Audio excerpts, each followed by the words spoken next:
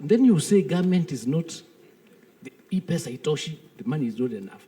And you know, all I like us to do, because the argument has been that we are not able to implement the policies.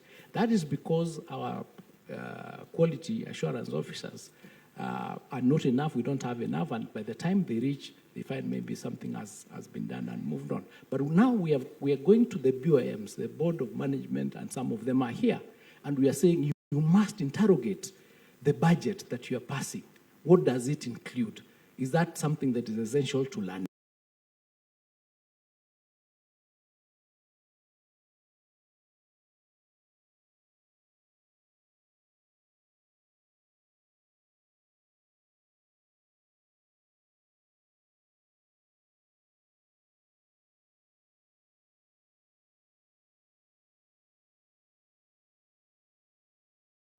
So that you do not increase abnormally the cost of running institutions. So that argument of them is not enough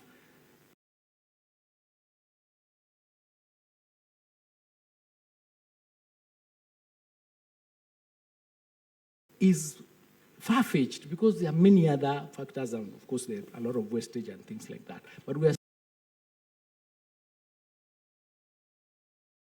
undertaking, increasing the school fees, using those levies that are against the circulars that we've issued, you will face the consequences. There's no question about it.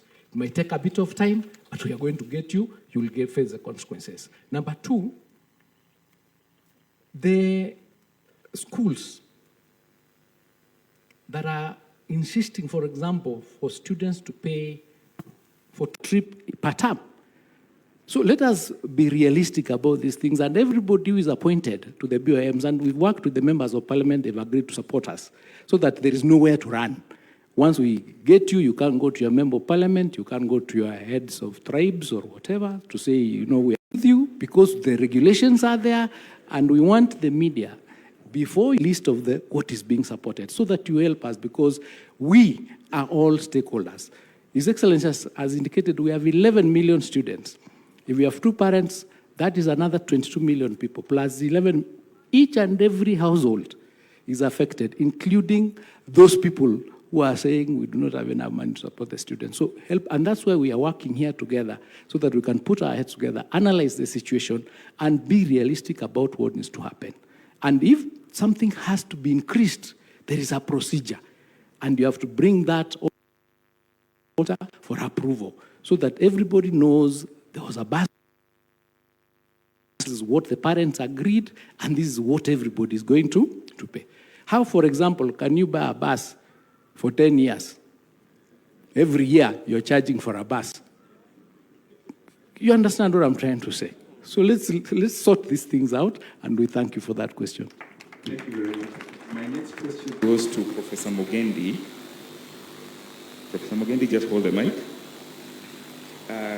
It is now 3 years since we introduced the new funding model for higher education, because it was introduced in May 2023. There have been teething problems with the model. Is it time to review to see what is working and what is not working and change? And can you tell us what challenges, as a manager of a university, what challenges do you face? At the beginning, there were pending bills of about 60 billion. And I think from the last report I saw, it has risen to close to 100 billion. Is it working? What can we do? Thank you very much for that question. Yes, I want to confirm that it's now 3 years since we changed university funding, and we introduced what we call the student-centered funding model, where money follows students. And indeed, for us at the universities, we found this model to be excellent, and indeed a model that was able to target and ensure that we are funding students that are most needy. Before that, the way the government was funding universities was an open blanket whereby everybody was being funded at the same level, even students who did not need really to be funded. But this model is able to identify the most needy students through the MTI or the mean testing instrument, so that then funding is targeted such that the most needy are the ones that are supported the most. And I want to say, when we introduced this model in July of 2023, 2023-2024 was an excellent year because all the students were funded fully.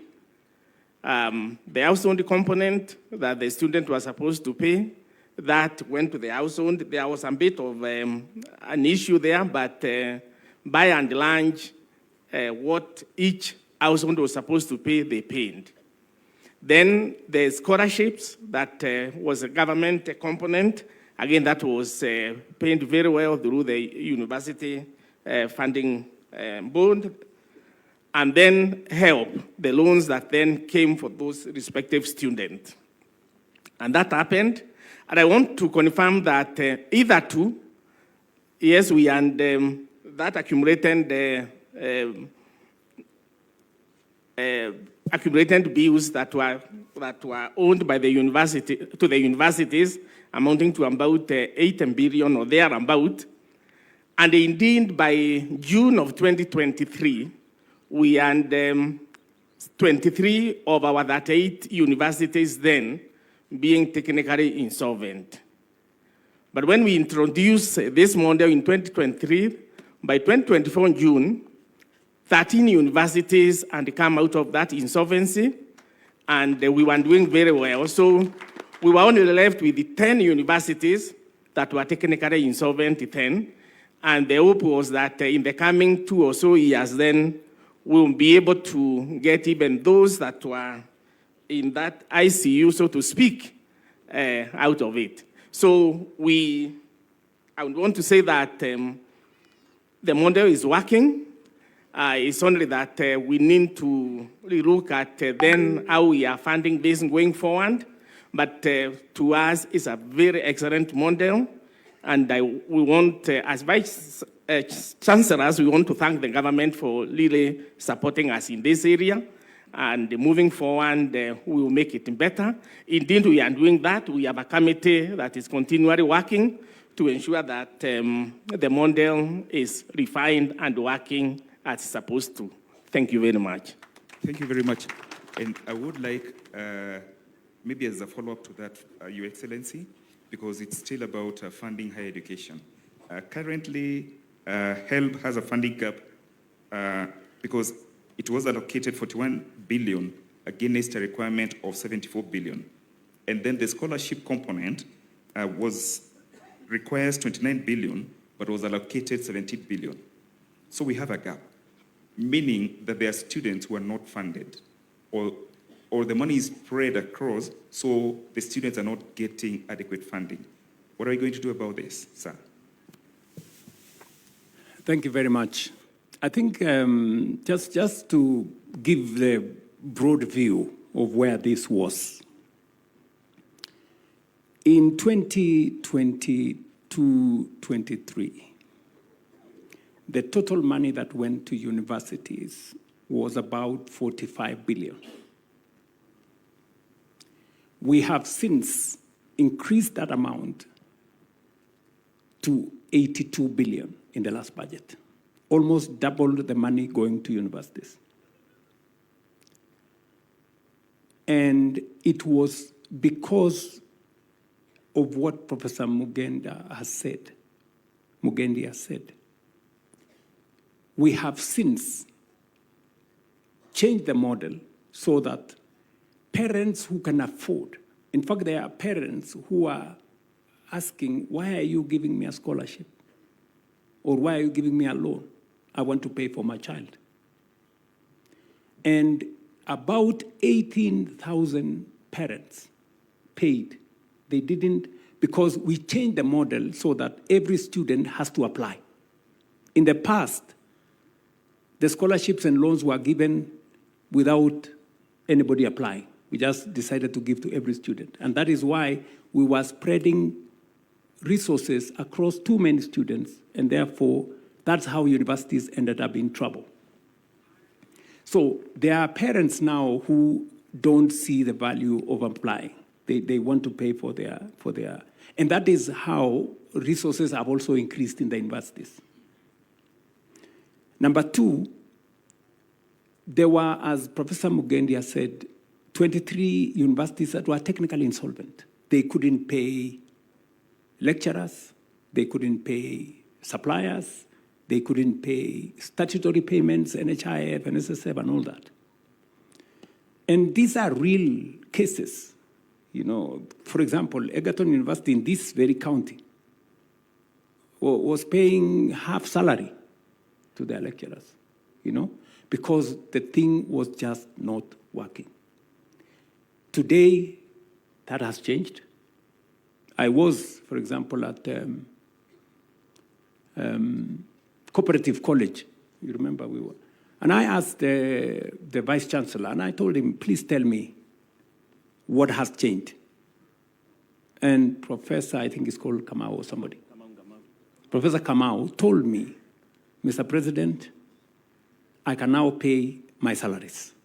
I can now pay my suppliers. And I can also pay taxes. Because the model has brought in more resources from government and more resources from parents. So we just have to be realistic with ourselves. The parents who can afford to pay, we give them a chance to pay. The parents who cannot afford to pay, we assess them. That's why the means testing instrument, so that the parents who need more scholarship, we give them more scholarship. The kids who need more loan, we give them more loan. But I agree with you that we haven't quite solved the problem. The gap still exists. And that is why you heard me say earlier that because there still exists a gap, we've solved half the problem. In fact, the model is not what we did in 2023. We have since reviewed it in 2024. We have reviewed it in 2025. We've even brought in students from universities to come and sit down with other stakeholders to look at the model. And we've even picked suggestions from students that maybe this would be better than the other. And we brought them on board. And we've made this, you know, not us versus them. We've made it a collaboration. And that's why I like even this meeting. It's about us talking together. So there is still room. And that is why I said when I spoke here that I have instructed this good man, Monari, and my team to sit down because the requirement is still heavy. And maybe the budget alone cannot solve it. And that's why I'm looking at what other ways are we designing to make sure that we can fund education fully, we can fund help fully, and we can fund all the scholarships fully and all the loans fully. It is also the reason why I persuaded this country that let us have a national infrastructure fund, because there are items today in our budget that can be funded differently.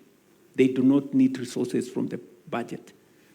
There are items that really should sit in our budget, and these are the social aspects, education, health, so that you will see in our next budget, because now we have the National Infrastructure Fund, we're going to enhance resources going to health, and we're going to enhance resources going to education, because some of the items that were occupying that space in the budget, we will now move them into the PPP framework, the National Infrastructure Fund, and that kind of thing. So you're right, there are still gaps, but we have gone halfway, done with the problem halfway. We still have some homework to do, and we are working on it. Report itamalizika lini Monari? Can you?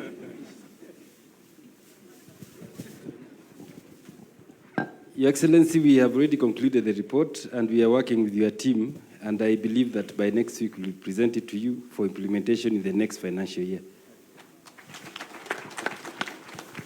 Thank you very much for that answer. And Mr. Monari, also thank you. All right. So let me come to you, Secretary General Bwana Uyu.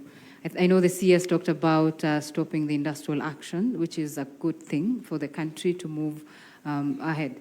Let's talk about teachers and the number of teachers that we currently have, because I know there are still gaps when it comes to also the number of teachers we have. And as you talk about the gaps within the teaching fraternity, talk about the JSS intern teachers, which I saw the other day. There was a court order, and then Supreme Court ruled about intern teachers. You have 44,000 who are out there. What is their plan from where you are? And talk about the gaps in terms of the number of teachers that we have currently in the country. Thank you very much. Allow me first of all to appreciate this conference and really equally appreciate His Excellency the President, the Minister. Indeed, a game changer. That is why I decided to come over with my team to attend this conference. One thing, when you ask me about industrial action, that is not why I'm employed. I'm a teacher by profession. And I lead a team that is qualified as teachers, then they're elected as union officials. I think I'll surprise this gathering when you see the number that is here. Secretaries of branches, 110 across the Republic. My National Executive Council and National Steering. Before I answer that question, can you be upstanding so that the team, they're all there. So thank you. Now the issue of employment of teachers and maybe staffing in this country. His Excellency did explain, and I want to repeat.